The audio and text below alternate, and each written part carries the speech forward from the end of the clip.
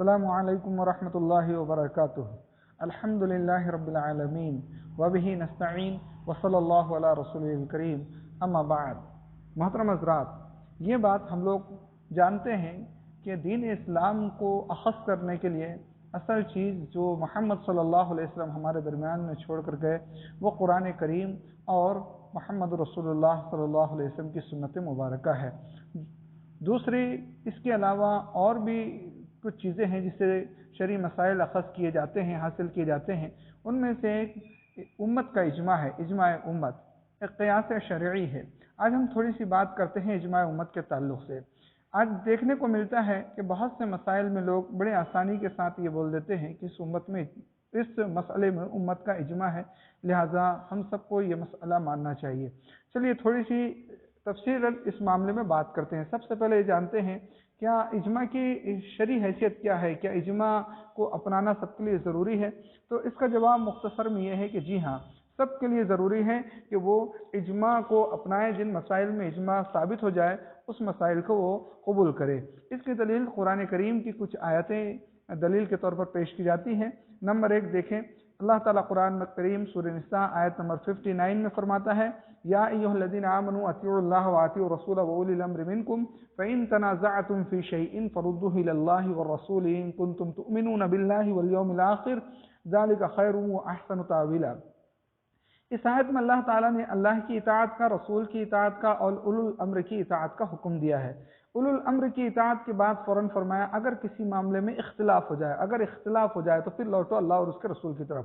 اب اللہ کی اطاعت سب جانتے ہیں کیا ہے، رسول کون ہے سب پہچانتے ہیں، یہ اولو الامر کون ہے تو یہ امتی ہیں، یہ امتی ہیں۔ اب امتی میں عام لوگ نہیں، اس میں اولو الامر لفظ میں سب سے پہلے تو امیر، پھر علماء، فقہاء، مجتہدین سب کے سب مراد ہیں۔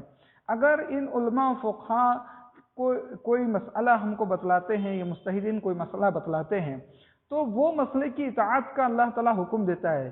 کب کہا اللہ تعالیٰ نے، فَإِن تَنَازَعْتُمْ فِي شَيْءٍ، اگر کسی معاملے میں اختلاف ہو جائے تو پھر صرف اللہ اور اس کے رسول کی طرف لوٹنا ہے۔ اختلاف نہ ہو مطلب یہ کہ وہ سب متفق ہوں مسئلہ بیان کرنے میں، ان سب کا اتفاق ہو، اسی اتفاق کو اجماع کہا جاتا ہے کہ جہاں اختلاف موجود نہ ہو، اتفاق ہو، اس کو اجماع کہا جاتا ہے۔ اسی طرح قرآن کریم کی ایک اور آیت جو سورہ نساء آیت نمبر 115 ہے، اس سے بھی اجماع کی دلیل لی جاتی ہے۔ آیت اس طرح ہے، وَمَن يُشَاقِقِ الرَّسُولَ مِن بَعْدِ مَا تَبَيَّنَ لَهُ الْهُدَىٰ وَيَتَّبِعْ غَيْرَ سَبِيلِ الْمُؤْمِنِينَ نُوَلِّهِ مَا تَوَلَّىٰ وَنُصْلِهِ جَهَنَّمَ وَسَاءَتْ مَصِيرًا، کہ جو شخص ہدایت کے واضح ہو جانے کے باوجود رسول کی مخالفت کرے اور مومنوں کا راستہ چھوڑ کر کہیں اور راستے پر چلے، مومنوں کا راستہ چھوڑ دے، تو جدھر وہ متوجہ ہوگا ہم اس کو ادھر ہی متوجہ کر دیں گے اور اس کو جہنم میں ڈال دیں گے، اور وہ پہنچنے کی بہت بری جگہ ہے۔ تو اب یہاں دیکھیں، مومنوں کے راستے چھوڑنے پر اللہ تعالیٰ نے وعید سنائی جہنم کی۔ تو اس کا مطلب یہ ہے کہ مومنوں کے راستے کی پیروی واجب ہو گئی۔ اب مومنوں سے مراد یہاں پہ بھی عام پبلک نہیں ہے، بلکہ مومنوں سے مراد مومنوں کا وہ طبقہ ہے جو اہل علم میں سے ہیں۔ اہل علم بھی عام وہ لوگ نہیں جن کو ہم عالم سمجھتے ہیں، بلکہ اہل علم سے مراد وہ جو ہمارے اسلاف ہیں، جن میں صحابہ اکرام، تابعین اور پھر محدثین یا فقہاء یا مجتہدین، یہ سب کے سب اس میں شامل ہیں۔ اسی طرح تو اس آیت سے بھی اجماع کی دلیل لی جاتی ہے۔ اسی طرح اللہ کے رسول صلی اللہ علیہ وسلم کی ایک حدیث جو جامع ترمذی میں 2167 عبداللہ ابن عمر رضی اللہ تعالیٰ عنہ کہتے ہیں کہ اللہ کے رسول نے فرمایا میری امت گمراہی پر جمع نہیں ہو سکتی، یا آپ نے فرمایا کہ محمد صلی اللہ علیہ وسلم کی امت گمراہی پر جمع نہیں ہو سکتی۔ اس سے بھی دلیل لی جاتی ہے اجماع کا کہ امت گمراہی پر جمع نہیں ہو سکتی، مطلب جس چیز پر امت جمع ہو جائے، امت کا اجماع ہو جائے، وہ چیز ہدایت ہے، وہ گمراہی نہیں ہے۔ اب وہ ہدایت ہے تو اس کو اپنانا سب کے اوپر فرض ہے۔ اگر کوئی شخص اس کو چھوڑتا ہے تو وہ ہدایت کو چھوڑ رہا ہے، وہ شخص گمراہ ہو رہا ہے۔ اب آئیے دوسری چیز کی طرف۔ یہاں تک تو یہ بات پتہ چلی کہ اجماع ہاں ہے، قرآن حدیث میں اجماع کا ثبوت موجود ہے کہ اجماع نام کی کوئی چیز ہے اور اس کو اپنانا چاہیے۔ اس لیے انہی آیتوں اور احادیث کی بنیاد پر اہل علم یہ بات کہیں کہ اجماع کے ثابت ہو جانے کے بعد کوئی شخص اجماع کا انکار کرتا ہے یا اس کو چھوڑتا ہے تو وہ شخص گمراہ ہے، اور بعض لوگوں نے اس کے کفر کا بھی فتویٰ لگایا ہے۔ اب دیکھتے ہیں کہ اجماع کیا چیز ہے۔ یہ ایک اہم مسئلہ ہے کہ اجماع کیا چیز ہے۔ تو اصول فقہ کی جو کتابیں ہیں جن میں مسائل اخذ کرنے کے اصول درج کیے گئے ہیں، اس میں اجماع کے تعلق سے مختلف باتیں لکھی ہیں۔ دیکھیے چند ایک باتیں ہم آپ کے سامنے رکھتے ہیں۔ نمبر ایک، اتفاق مجتہدی هذه الامہ بعد النبی صلی اللہ علیہ وسلم علی حکم الشریع۔ اسی طرح ایک دوسری کتاب میں ہے اتفاق علماء العصر من امت محمد بعد وفاتہ علی امر من امور الدین۔ اسی طرح حافظ ابن حجر رحمہ اللہ فتح الباری میں لکھتے ہیں الاجماع هو اتفاق اہل الحل والعقد ای المجتہدین من امت محمد علی امر من امور الدینیہ۔ اسی طرح ایک دوسری کتاب توضیح طلبی میں ہے اتفاق المجتہدین عن امت محمد صلی اللہ علیہ وسلم فی عصر علی حکم الشرعی۔ اسی طرح ایک اور کتاب کے اندر یہ عبارت موجود ہے کہ اجتماع جمیع العلماء مجتہدین من امت محمد بعد وفاتہ فی عصر من اصول علی امر دینی۔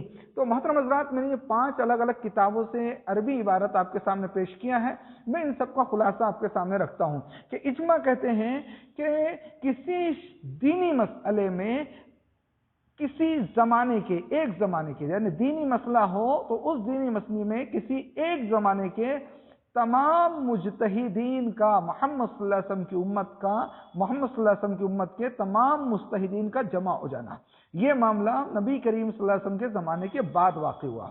یعنی نمبر 1 کہ مسئلہ دینی ہو، نمبر 2 اس دینی مسئلے کے معاملے میں سارے مجتہدین علماء فقہا ایک رائے رکھتے ہوں، ایک رائے، اور وہ سب کے سب ایک ہی زمانے کے ہو، تو وہ چیز پھر اجماع کہلاتی ہے کہ ہاں اس پر امت کا اجماع ہو گیا ہے۔ یہ کسی بھی زمانے میں ہو سکتا ہے، ہم پہلے زمانے کا اجماع زیادہ معتبر سمجھا جاتا ہے۔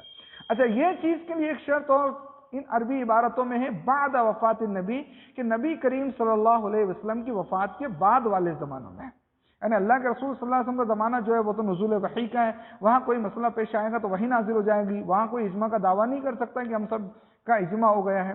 اسی طرح یہ بات بھی سمجھ میں آتی ہے کہ نزول وحی میں جب اجماع کا دعویٰ ہی نہیں کیا جا سکتا تو جو مسئلہ وحی کے ذریعے ثابت ہو جائے اس مسئلے میں اجماع کی ضرورت الگ سے نہیں پڑتی، اس کے خلاف یا اس مسئلے میں اجماع کی بات کی جائے تو بات فضول ہے۔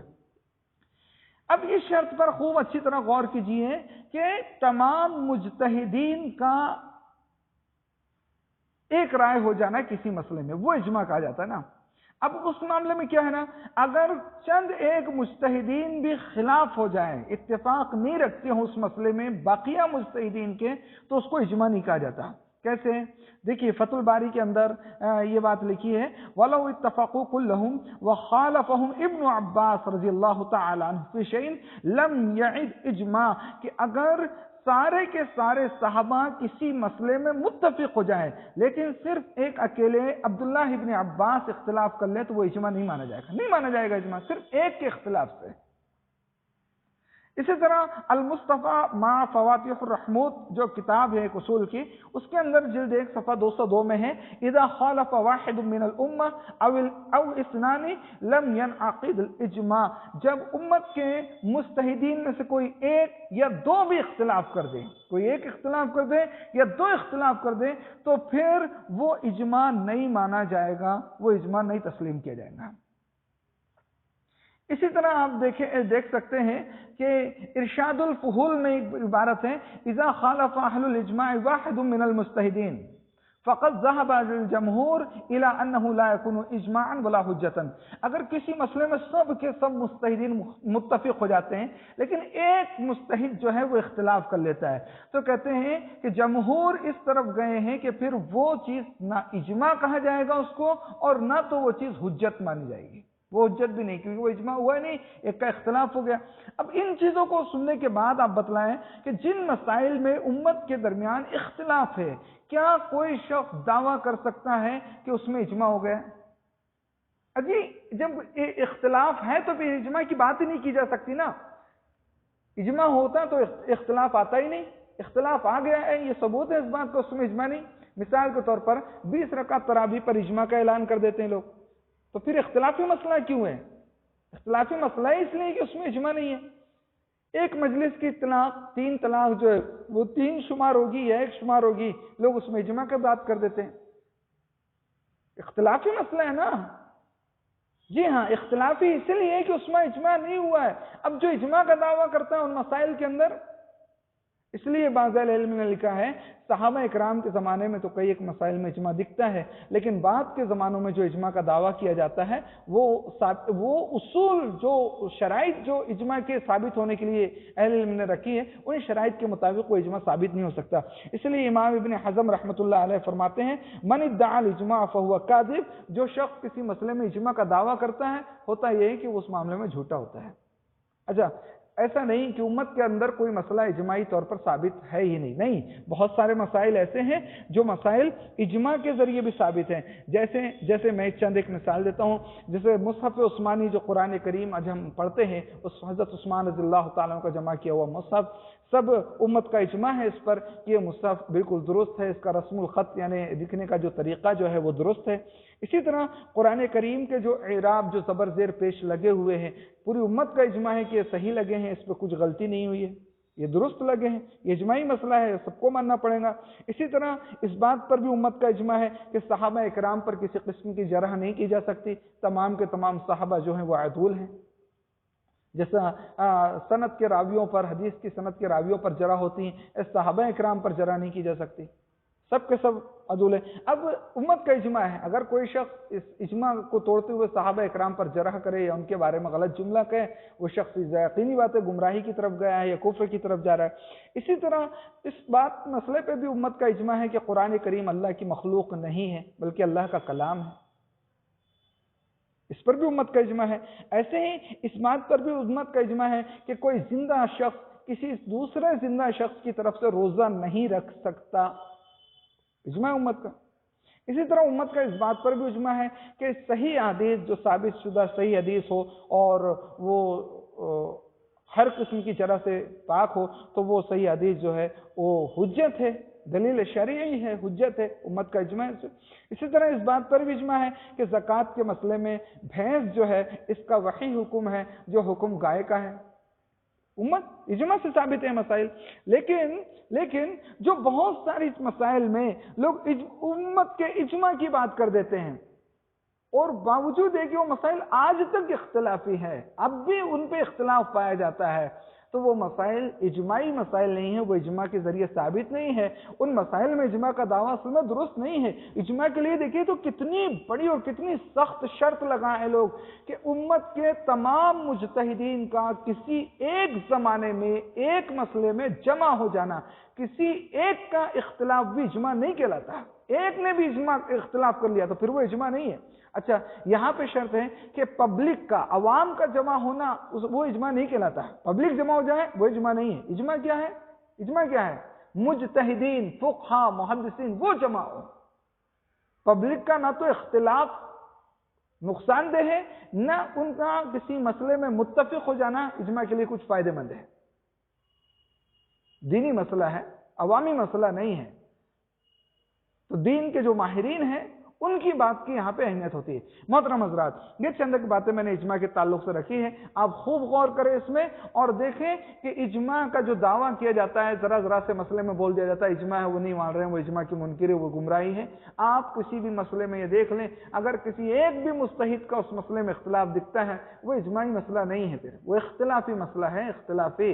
اور اختلافی ہو جائیں، اللہ تعالیٰ نے جس آیت سے ہم نے سورہ نساء کی ہم نے ثابت کرنا چاہا یا اہل علم نے ثابت کرنا چاہا کہ وہ آیت دلیل ہے اجماع کی ثبوت کی، وہ آیت یہ بتلاتی ہیں اگر اختلاف ہو جائے تو پھر لوٹو اللہ اور اس کے رسول صلی اللہ علیہ وسلم کی طرف، سورہ نساء کی آیت 59۔ تو یاد رکھیں، جو اجماع کے ذریعے جو ثابت ہو جاتا ہے، دیکھیے دعویٰ بہت سارے کرتے ہیں، پہلے بھی ایسے کئی لوگ گزرے ہیں جنہوں نے اپنی کتابوں میں بعض مسائل کے بارے میں بول دیا کہ اس میں اجماع ہے، لیکن ان کے بول دینے سے مسئلہ ثابت نہیں ہو جاتا، جبکہ اختلاف امت میں ظاہر دکھ رہا ہے، امت کے اہل علم کے درمیان اختلاف ہے، تو پھر وہ اجماع نہیں۔ اچھا، ایک چیز میں 1 منٹ میں ایک بات اور رکھوں، اجماع کی بھی 2 قسمیں لوگوں نے بیان کی ہیں، کہ اجماع قولی فعلی، یعنی امت کے وہ مجتہدین اپنی زبان کے ذریعے کوئی بات کہہ کر متفق ہو جائیں ایک مسئلے میں، سب کے سب ایک جیسی بات بولے، کوئی اختلاف نہ کرے، یہ تو بالکل 100% پوری امت کے نزدیک یہ اجماع حجت ہے اور اس کا منکر کافر ہو جاتا ہے، کفر کر جاتا ہے۔ दूसरी चीज इजमा सुकूती जो है, इजमा सुकूती ये इजमा की एक दूसरी शक्ल है। इसकी क्या डिफिनेशन है कि कुछ मुस्तहिदीन या मुस्तहिदीन में से एक दो या कम ज्यादा वो कुछ बात कहें और बकिया जो मुस्तहिदीन हैं वो इस पर किसी भी तरह का इख्तिलाफ ना करें या इस पर किसी भी किस्म का कमेंट ना करें या उस चीज के ताल्लुक से कुछ भी ना बोलें, खामोश हो जाएं, तो इसको बोलते हैं इजमा सुकूती। इजमा सुकूती के हुज्जत होने पर उम्मत के बीच में इख्तिलाफ पाया जाता है। कुछ लोग बोलते हैं कि इजमा सुकूती भी ऐसे ही हुज्जत है जैसे इजमा कौली हुज्जत है, कुछ लोग बोलते हैं नहीं इजमा सुकूती हुज्जत नहीं हो सकता है, इख्तिलाफ करने वालों ने उस वक्त उस मौके पर बोलना मुनासिब ना समझा हो, उनको कोई वजह कोई बात सामने आ गई हो इसलिए इख्तिलाफ ना किया हो या कोई भी वो उनके सामने पेश हो, इसलिए उनका खामोश रहना इस बात का सबूत नहीं कि वो उस चीज से राजी हो गए थे।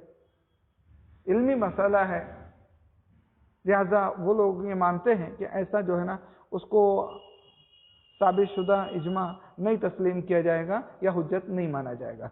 हुज्जत वही इजमा है जिस पर बिल्कुल बाकायदा बोल कर या अमल करके सारे के सारे मुस्तहिदीन ने इजमा करके दिखाया हो। दुआ है अल्लाह तबारक तआला हम सबको दीन की सही समझ अता फरमाए। अस्सलाम वालेकुम रहमतुल्लाहि व बरकातुहू।